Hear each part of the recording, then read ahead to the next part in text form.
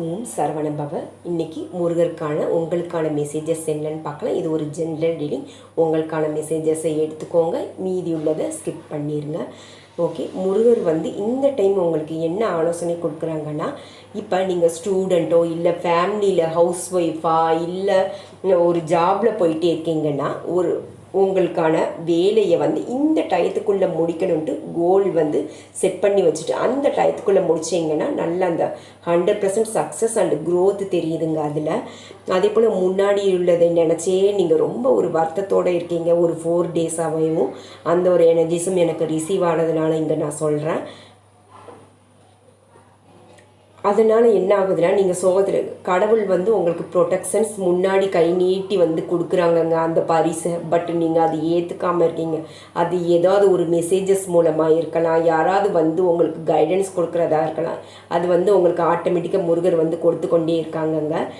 அது கொஞ்சம் நீங்கள் கேர்ஃபுல்லாக இருக்கீங்க, கேர்லெஸ்ஸாக. அது வேண்டாம். அதே போல் நீங்கள் ஒரு கொஞ்சம் குழந்தைத்தன்மை உள்ள நபர்னு கூட நினைக்கிறேன். அந்த ஒரு எனர்ஜிஸும் எனக்கு நல்ல ரிசீவ் ஆகுது.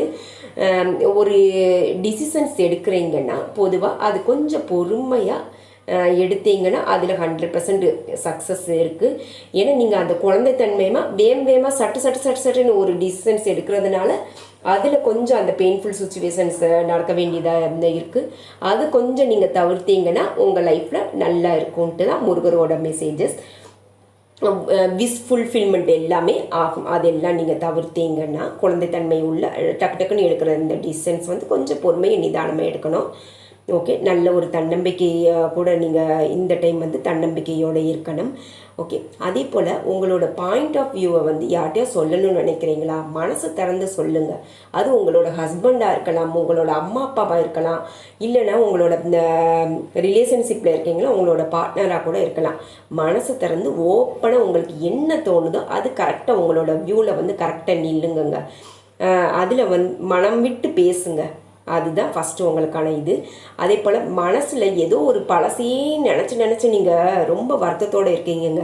2 கார்டு பார்க்கும் போதே எனக்கு அந்த எனர்ஜிஸ் தான் ரிசீவ் ஆகுது. அந்த கழிவுகளை எல்லாம் நீங்கள் அகற்றணும். இந்த டைமு அந்த மனக்கழிவுகளை அகற்றணும், டிடாக்ஸி. அதுதான் உங்களோட மெசேஜஸ். ஓகே, அகற்றுங்க அது ஃபஸ்ட்டு. அதே போல் மனசை விட்டு பேச ஆரம்பிங்க.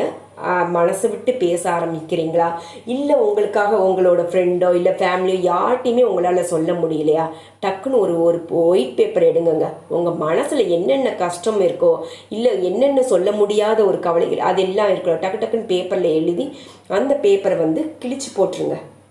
மனக்கவில்